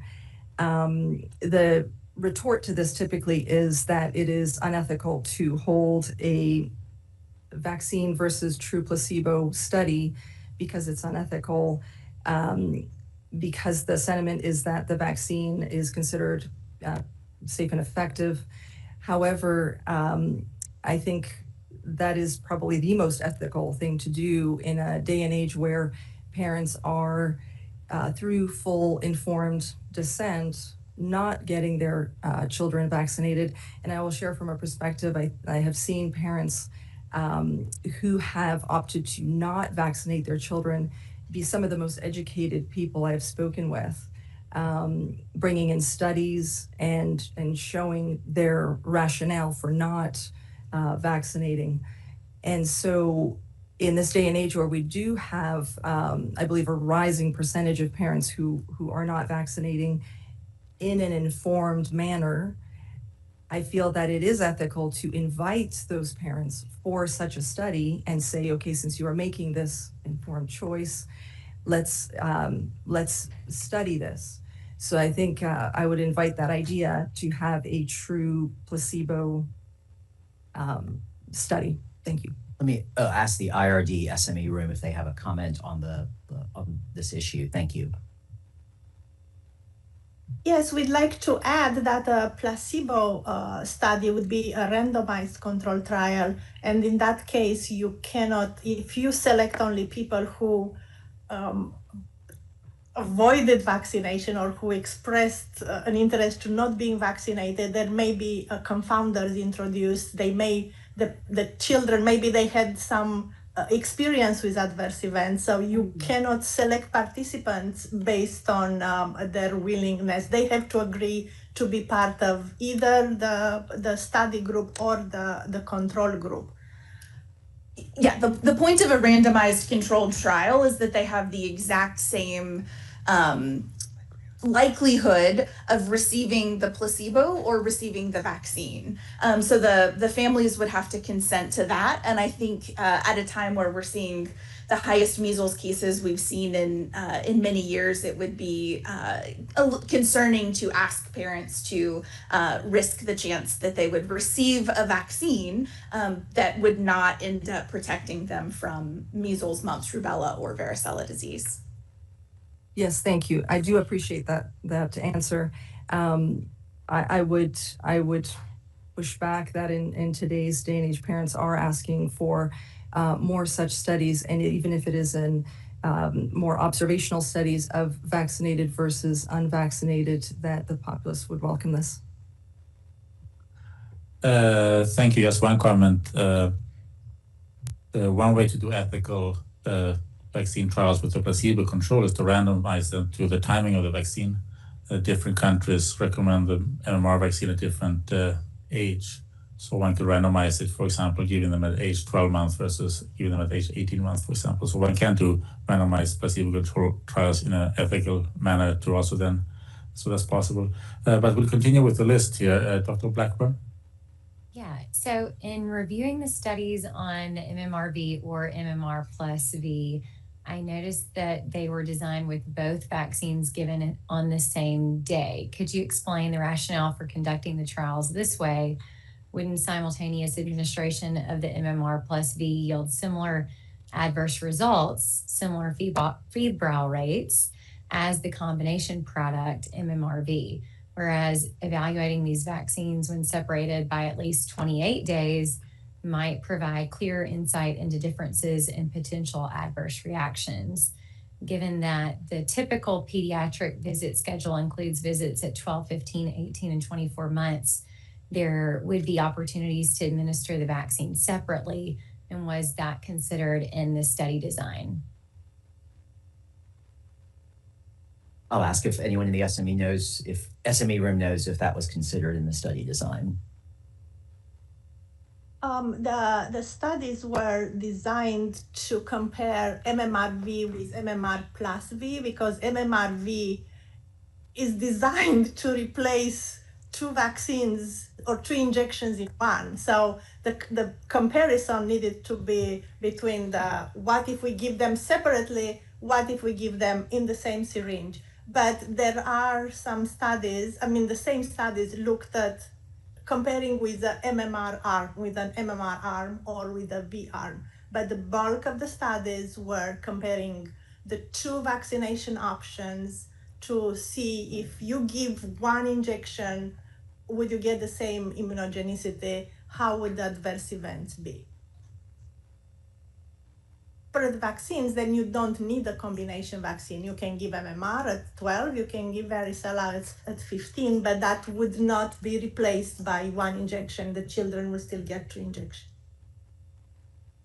Thank you, Dr. Pemberton. I have a question and a comment related to the vaccine information statement for MMR, MMRV. Is there language in that statement that prior febrile seizure or seizure of any sort after vaccination is contraindicated? I'm not sure. I somehow don't think that it's a contraindication. This goes to the informed consent issue. Also, I noticed, and to what Dr. Pollack mentioned about selection bias in potentially what we're seeing, the data related to the second dose of MMRV at age 4 to 6 years of age. I noticed that the VSD data did note both febrile and afebrile seizures, although it was not statistically significant, but it kind of raises the question about non-significance, maybe because of selection bias, but also I feel like we need to address the assumption, it sounds like, that febrile seizures are largely benign. I'm not sure what the clinical significance is of these seizures, what do we know about them? And this goes back to, should that end up being a contraindication to ever getting that vaccine again?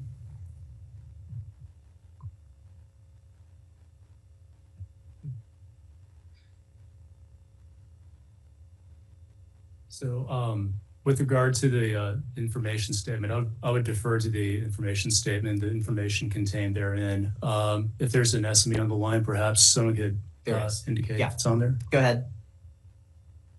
We have a comment, question on the vaccine information statement. Let me ask the IRD SME room to comment on that. Thank you. Yes, we can report that the vaccine information statement for MMRV does contain a sentence that says, talk with your healthcare provider if you have a history of seizures or has a parent, brother, or sister with a history of seizures. Contraindications are set by FDA.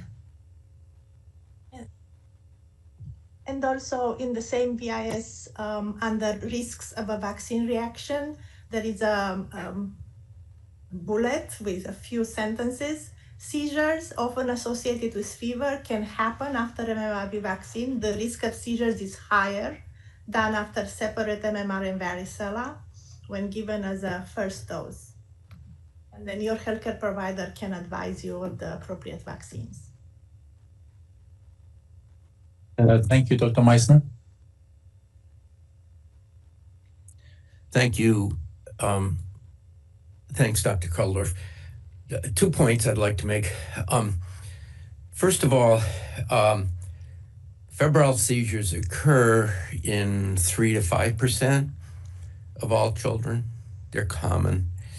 And every pediatrician is experienced in febrile seizures. And we know that the prognosis is excellent. The major concern, as Dr. Kuldorf has pointed out, is the anxiety it generates in other family members. And that's entirely understandable. And it's a very frightening experience. But I think people are very comfortable in saying that a febrile seizure is not associated with any sort of impaired performance or neurocognitive development or school problems. It's a I don't know if I can call it a frequent occurrence, but every pediatrician is quite familiar with febrile seizures. Number two, the issue I think we're discussing, it really comes down to, should parents get 2 doses or should they get 1 dose of these measles, mumps, and rubella and varicella?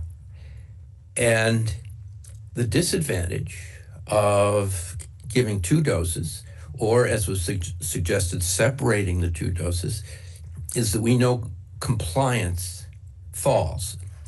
And the advantage of combination vaccines is that children and adults are more likely to complete the vaccine requirements if it's given as a single dose. So the second, and then the argument against giving MMRV at 12 to 15 months is that there is this very slight increase in febrile seizure activity. And I think the way it is currently stated by the ACIP in the MMWR is quite appropriate. If a parent is more concerned about a febrile seizure, she can have the vaccine administered in different arms. If she's not, if she's more concerned about reducing the number of immunizations by 1 dose, she can have the combination vaccine. And I think, as Dr. Oliver pointed out, about 85% of children are now receiving the a vaccine in each arm. And that's fine. I think, I mean, I'm not quite sure where we're going with this discussion. I think that the current wording is appropriate. Over.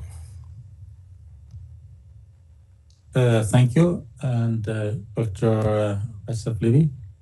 Yeah. So I guess I feel a little bit unease because it seems to me that we are making a lot of assumptions that we really understand what we are seeing. And I want to remind ourselves that we call, a lot of the time it turns out that we call different things the same just because we did not understand the underlying mechanisms that could be very different, but the way we measure them made us believe that we're actually seeing the same thing. So I think just building on the comment that we heard before, it's not clear to me that a seizure, febrile seizure that comes after a viral infection is the same as what we are seeing here. And I think we need to investigate that because if it's not, potentially our assumptions about the long-term and the short-term implications may not be true. So I think we need to adopt a little bit a safety approach that doesn't just limit ourselves to what we measure, but also recognize that what we measure is limited, and we need to try and understand the mechanisms. And I have to say, I'm listening to discussion, and my impression is that we don't really know what's going on, other than that the fact that a vaccine that has a higher level of antigen seems to cause more frequent events like this. So I would really encourage all the agencies that are responsible for this to really launch more investigations that include some measuring the kids that had seizures and following them long term. I don't think we can just stay with the mindset that safety of vaccines is limited to the 30 days, 40 days after vaccination. Because the essence of vaccines is actually to make long-term biological impact on our body and give us long-term immunity, which is the benefit. But if we assume that the benefit is long-term, I think we also need to consider the fact that some of the adverse impacts could also be long-term. Can I answer, Dr. Asaf? Yeah.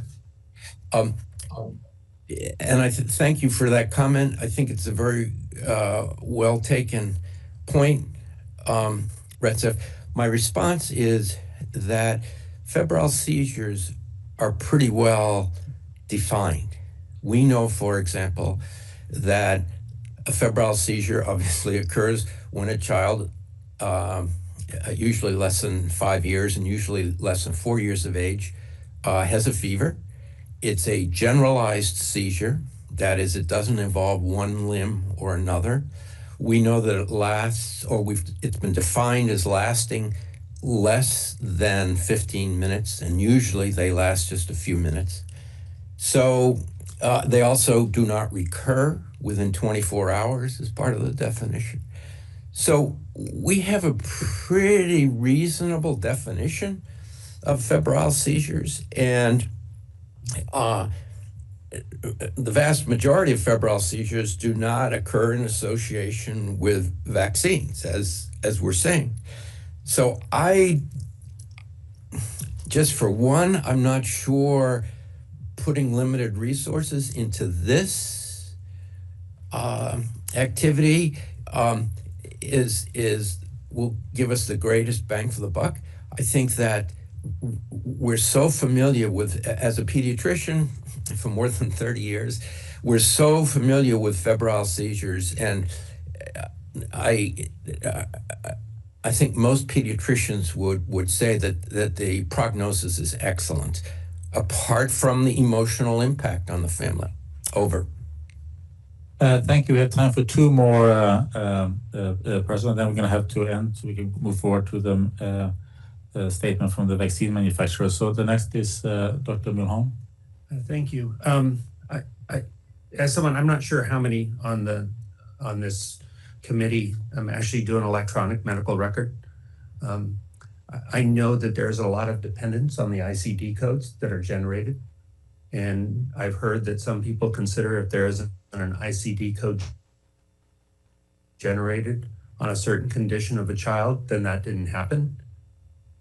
I will tell you, as a practicing physician, the amount of time I can spend trying to look up ICD codes to make sure that every one of them is there and exactly the precise ICD code that the child has is often time prohibitive.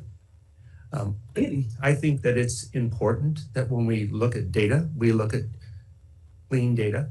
And I think the cleanest way to have clean data is to have an ICD code that is febrile seizure temporally related to a vaccine. And then you have a febrile seizure that's not. If we're going to be looking retrospectively at ICD codes, I think this is very important. But I also encourage people who are not in clinical medicine, who are using ICD codes to generate research, that these are not perfect. These are not a perfect data set. So those are my thoughts. Thank you. And the last now from Dr. Petsworth. I just want to thank you, Dr. Meisner, for your comments and your clinical expertise on this. But I want to push back just a little bit and note that there is a study out there published in 2023, the long-term neurodevelopmental outcomes of febrile seizures and underlying mechanisms, that states both clinical and animal studies show that febrile seizures have detrimental effects on neurodevelopment that cause attention deficit hyperactivity disorder, increased susceptibility to epilepsy, hippocampal sclerosis, and cognitive decline during adulthood. However, the mechanisms of febrile seizures and developmental abnormalities and disease occurrence during adulthood have not been determined. So it goes on, but I think this is a topic that merits being put on the agenda at some point to evaluate as part of the safety work that we need to be paying attention to.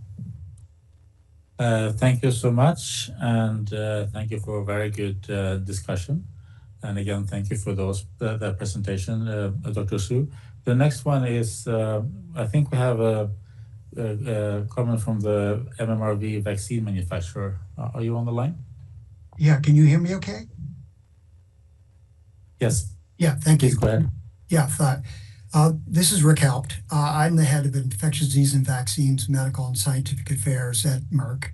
And for the record, I'm a pediatrician and saw many children die from infectious diseases that included pneumococcal, Hib, and varicella. And now these are all vaccine preventable. I'd hate to go back in time to a period when we saw invasive diseases. ProQuad MMRV has been evaluated through well-designed, high-quality clinical trials and post-licensure effectiveness and safety. And those data have been shared with regulatory authorities, public health agencies, medical societies, and have been published in journals. This issue of febrile seizures, the slight increased risk after the first dose, was initially described by an observational study that we conducted with Kaiser in 2009. So this has been something that's been well described for 15 years now and has led to the current recommendations, which are that there is no risk for the second dose. So it's preferred to give MMRV for the second dose. But for the first dose, the preference is for separate MMR and varicella vaccination to be given. But the language allows for a provider and or family to select MMRV as the dose given in the first dose. As we've discussed this morning, that has led to about a 15% utilization, but the vast majority of children receive separate MMR and varicella at 1 year of age. It's important to note that evidence indicates, and major public health organizations and professional societies agree, that combination vaccines improve completion and on-time vaccination, leading to higher adherence and fewer delays in disease prevention. And recent CDC surveillance data reveal a troubling decline in kindergarten vaccination coverage, where rates for measles, mumps, and rubella, potentially serious and fatal diseases, have fallen below 95% threshold which is required to sustain measles herd immunity. Considering these trends, any policy decision that compromises the clarity or consistency of vaccination guidance for MMRV has the potential to further diminish public confidence. I think that's really important in your deliberations, and I thank you. I can go back and answer some of the questions that you may have had for us.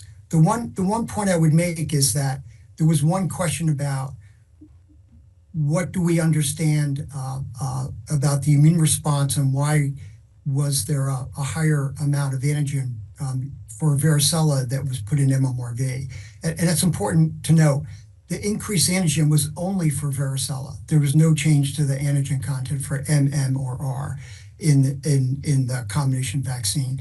And it's essentially related to what was needed to demonstrate an appropriate immunological response to show non-inferiority of the immune response of MMRV compared to the separate MMR and V. And it's very likely that this relates to local interference of the antigens when they're given in the combination product. That's all from me. Thank you.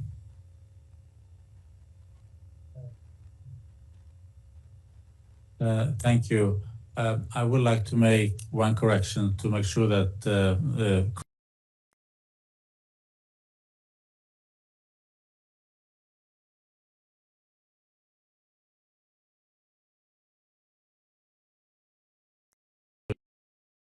deserves the credit for finding that out. It was done through the vaccine safety data link and its rapid cycle analysis, where the CDC evaluates new vaccines with weekly data feeds, and it was detected, I think, after about 25,000 doses. So it was a very quick detection, and it shows the excellent work that people here at CDC and in this particular VSD is doing to monitor the safety of vaccine. Are there any other comments or questions on this presentation? Dr. Hibbelin. A brief comment concerns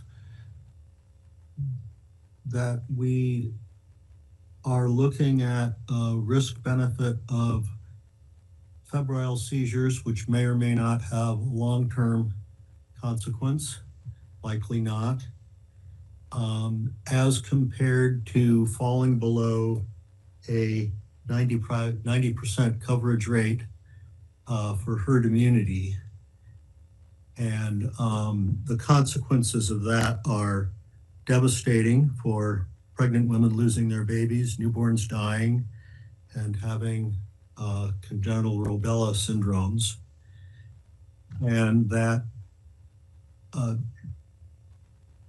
it seems that we have to be very careful of driving this non-vaccination group below 90%. Appears we have to be very conscious that this may be driven by fear and may be driven by most people, the fact that most people don't think about, they think of vaccines being either good or evil. And either I should have my child vaccinated or not vaccinated. And they don't understand the discussion of the subtleties that we're going through.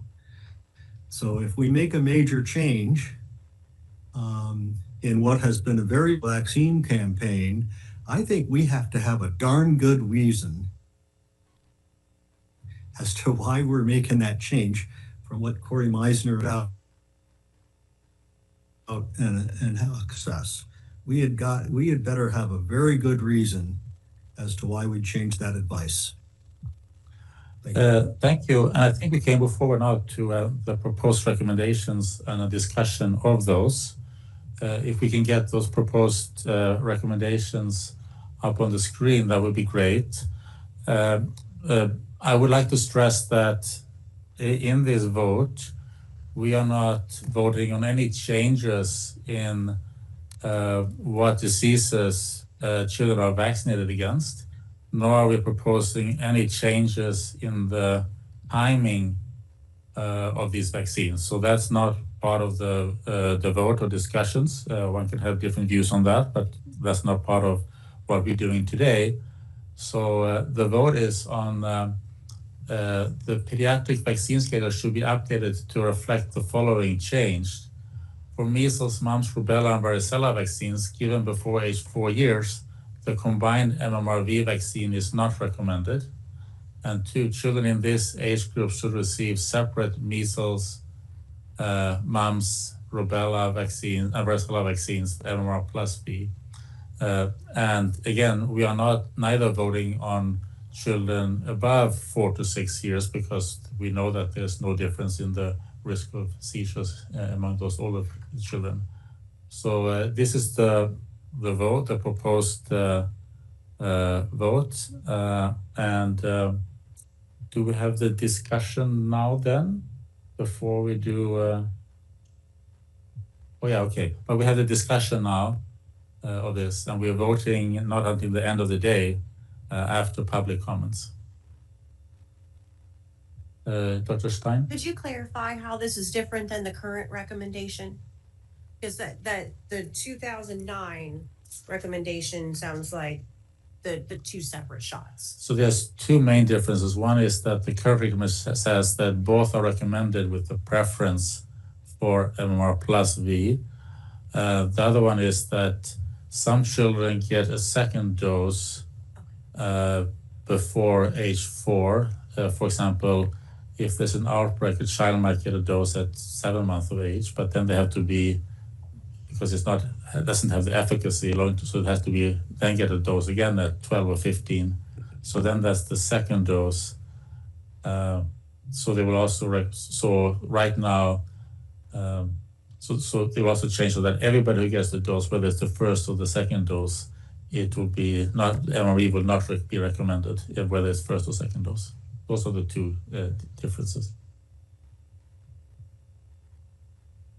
Dr. Levi? Yeah, so the way I think about it is, let's say that someone would guarantee us that the adherence would be the same. Let's just for the sake of discussion. It seems to me quite reasonable that most of us would think that the separate vaccines are better because there is some harm or adverse events that are being caused in excess.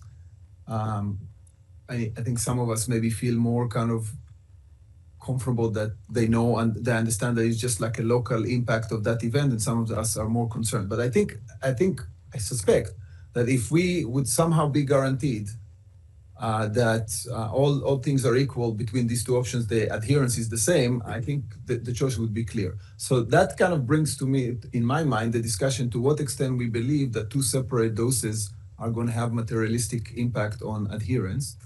And I'm not fully convinced which factor. We are all concerned on reduction in adherence to vaccines, but it's not clear to me that the fact that we see a reduction suggests that the reduction would come or would be affected by the fact that we separate these two vaccines for the first dose. In fact, I actually tend to believe more that safer and less adverse events are going to increase trust and adherence. So that, given that at the very best, I don't think we have good evidence either way, I would go with the option that seems to be safer, that also gives lower quantity of the antigen to the children. I think that that's something that makes sense to me. Thank you, Dr. Petsworth. I just want to clarify that currently 85% of the first dose is MMR plus V. So we're talking about 15% of vaccinations at 12 to 15 months is currently MMRV, correct? Okay. Yes, that is correct. And I want to sort of give praise to the pediatricians because they have both options, but 85% is choosing to administer the MMR plus V because of the fewer seizures. And just an anecdotal thing, when my twins were vaccinated, I asked the nurse if it was the MMRV or the MMR plus V, and she said, "Oh, it's the MMR plus V because," and she gave us exactly the correct reasons for why that is the case, without knowing that I do vaccine stuff. So she knew her stuff, and of course the physician in the office knew his stuff. So I think we should praise the pediatricians and the nurses who are 85% are sort of trying to minimize these febrile seizures.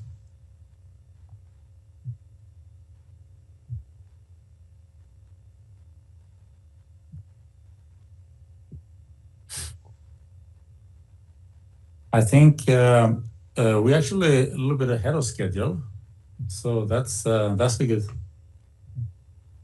Oh, okay, Dr. Meissner. Thank you, Dr. Kuldorff. And let me make two comments here.